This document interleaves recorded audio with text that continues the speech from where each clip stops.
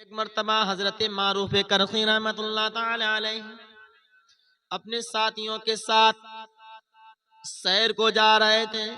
سفر کر رہے تھے۔ جب آپ دریائے دجلہ پر پہنچنے کے بعد کیا دیکھتے ہیں کہ اس دریا کے ساحل، اس دریا کے کنارے پر بہت سے نوجوان موجود ہیں اور گناہ میں، فسق و فجور میں مبتلا ہے، گناہ کر رہے ہیں۔ کوئی شراب پی رہا ہے، کوئی جوا کھیل رہا ہے،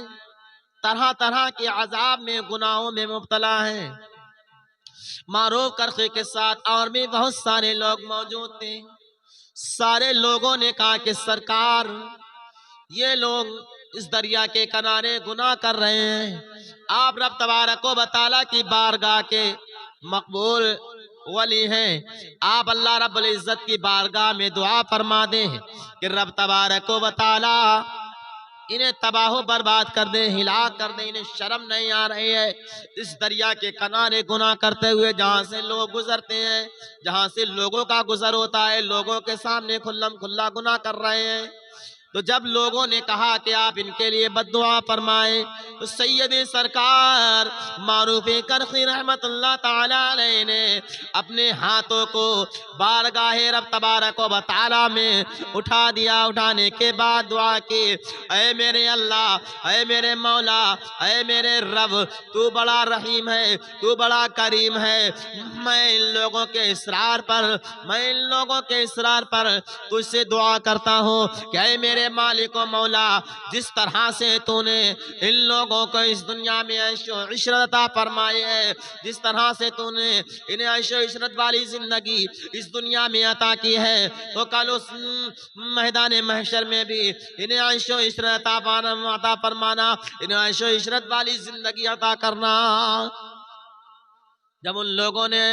معروف کرخی کی الفاظ سنے تو کہنے لگے، سرکار، میں نے تو آپ سے بد دعا کرنے کے لیے کہا تھا، میں نے تو آپ سے یہ کہا تھا کہ آپ ان کے لیے بد دعا فرما دیں، لیکن آپ نے تو ان کے لیے اور خوشی کی بد دعا اور خوشی کی دعا فرما دی ہے کہ انہیں دنیا میں بھی عیش و عشرت ملے، آخرت میں بھی عیش و عشرت ملے۔ معروف کرخی رحمت اللہ تعالی علیہ نے کہا کہ ابھی دیکھو ابھی کیا ہونے والا ہے، ذرا دیر ٹھہرو، ذرا دیر رکو۔ ابھی آپ باتیں ہی کر رہے تھے، ابھی آپ گفتگو ہی کر رہے تھے کہ جتنے لوگ وہاں گناہوں میں مبتلا تھے، جتنے لوگ وہاں شراب میں مبتلا تھے، جتنے لوگ یہاں گاجے باجے میں مبتلا تھے، سارے کے سارے دوڑتے ہوئے معروف کرخی رحمت اللہ تعالی علیہ کے پاس آئے، آ کر کہنے لگے کہ سرکار، میں آپ کے ہاتھوں پر توبہ کرنا چاہتا ہوں، میں آج سے تمام گناہوں سے توبہ کرتا ہوں، اور میرے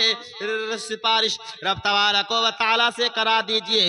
رب تبارک و تعالیٰ ہمارے تمام گناہوں کو معاف فرما دے اور ہمیں بخش دے۔ معروف کرخی رحمت اللہ تعالیٰ علیہ نے کہا، اے لوگو دیکھ لو، میں نے ان کے لیے دعا فرمائے تو رب تبارک و تعالیٰ نے انہیں توبہ کے توفیق عطا فرما دی ہے۔ جب ان کی توبہ اللہ رب العزت کی بارگاہ میں قبول ہو گئی ہے، تو جس طرح انہوں نے اپنی زندگی کو دنیا میں عیش و عشرت میں گزارا ہے، تو کل بروز محشر، کل بروز قیامت وہاں بھی اپنی زندگی کو عیش و عشرت سے گزاریں گے، کیونکہ ان لوگوں نے اپنی تمام گناہوں سے توبہ کر لی ہے، اب یہ تمام گناہوں سے پاک و صاف ہو گئے ہیں۔ یہ ہے بزرگوں کا چال چلن، طور طریقہ، اخلاق، کردار، کہ آپ کسی کے حق میں بد دعا نہیں فرماتے تھے، اپنا ہو، پرایا ہو، بیگانہ ہو، کوئی بھی آپ کے پاس آئے تو آپ اس کے لیے بد دعا نہیں فرماتے تھے، بلکہ آپ اس کے لیے ہدایت کی دعا فرماتے تھے، اور آپ کے پاس جو بھی آتا تھا وہ ہدایت کا چشمہ لے کر واپس جاتا تھا۔ برادران ملت اسلامیہ، فیوز و برکات اولیاء اکرام کی بارگاہ میں حاضر ہونے سے بندے کو نصیب ہوتے ہیں، اور جو مرادیں لے کر اولیاء اکرام کی بارگاہ میں جاتے ہیں تو اولیاء اکرام کی بارگاہ سے لوگ فیوز و برکات حاصل کرتے ہیں۔ کتابوں سے نہ کالج کے در سے ہے پیدا، کتابوں سے نہ کالج کے در سے ہے پیدا، دین ہوتا ہے بزرگوں کی نظر سے پیدا۔ دین ہوتا ہے بزرگوں کی نظر سے پیدا ہوتا ہے۔